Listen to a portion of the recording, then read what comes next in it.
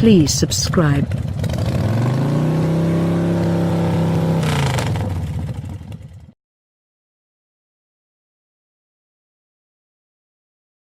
Aston Martin is entering a new era following its tie-up with Daimler. Its incredible Valkyrie hypercar and motorsport-inspired AMR sub-brand variants, but it's not lost sight of what it is best. That is big GT cars and convertibles, and this Vanquish Volante is yet another model in a 104-year back catalogue of hits. Aston has honed this drop-top Vanquish S with engine, chassis and aerodynamic tweaks, so the 6.0-litre V12 now produces a massive 592 bhp, up from 565 bhp, thanks to a new, freer breathing intake that helps improve throttle response.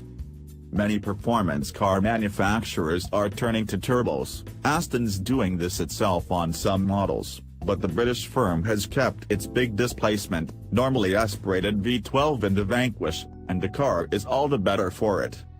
It bellows a rich tone on start-up, snarls through the mid-range and wails at the top end. With maximum power at 7,000 revolutions per minute and its 630 Nm torque peak delivered at 5,500 revolutions per minute, the engine loves to rev. It's so smooth for such a big unit, and with the roof down, the V12's chorus is addictive, so you keep the throttle pinned to access more of that noise and the exhilarating hit of acceleration. However, there are still great gobs of torque in the mid-range, so you can make progress less frenetically by surfing this wave of performance. Thanks to the recalibrated 8-speed automatic transmission, the Vanquish Volante will crack 0 to 62 miles per hour in 3.5 seconds. A claimed top speed of 201 miles per hour, roof up, is impressive for a convertible, too. There is no doubt the Vanquish's performance matches the drama served up by its design, but when it comes to handling, this is more of a fast GT than an out-and-out open-top sports car. The steering has real weight to it compared with a Ferrari California T's or Mercedes AMG GTC Roadsters, and it's slower with it. This means the Vanquish feel less alert than these rivals, or more relaxed, if you want to look at it that way. With the 3-layer fabric roof folded down, it's operated electrically, can work on the move and takes 14 seconds to do its stuff. Refinement is good. It's not too blustery in the cabin, even at faster speeds, and if you do keep the soft top in place, there's only a bit of wind whistle from around the doors. Removing the roof means there is a noticeable but small amount of wobble through the Volante's structure on a corkscrewing B-road, but it's livable and doesn't affect the dynamics too badly.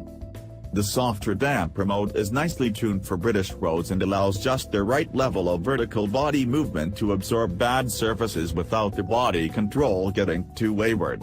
Alterations to the dampers and spring rates give the Vanquish a slightly sharper edge in the chassis sport mode, but the difference isn't quite as pronounced as you might think.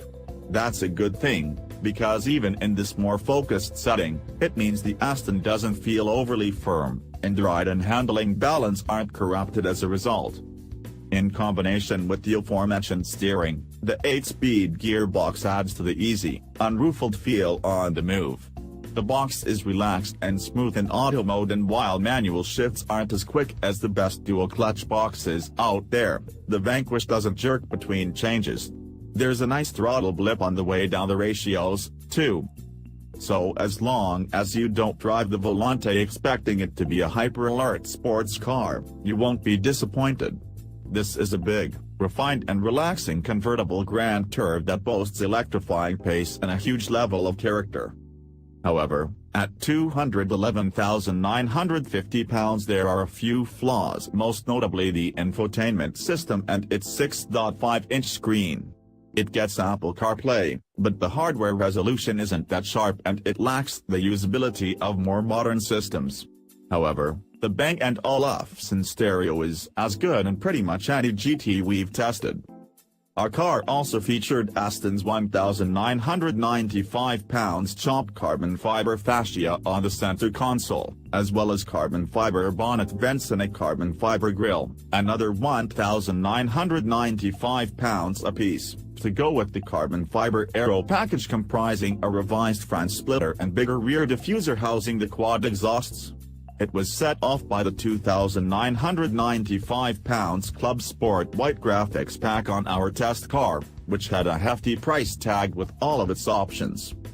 But then, the Vanquish Volante is a special car that offers exactly what its customers will want.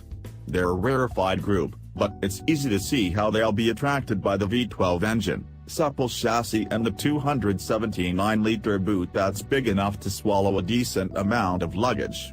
This really is a brilliant convertible GT.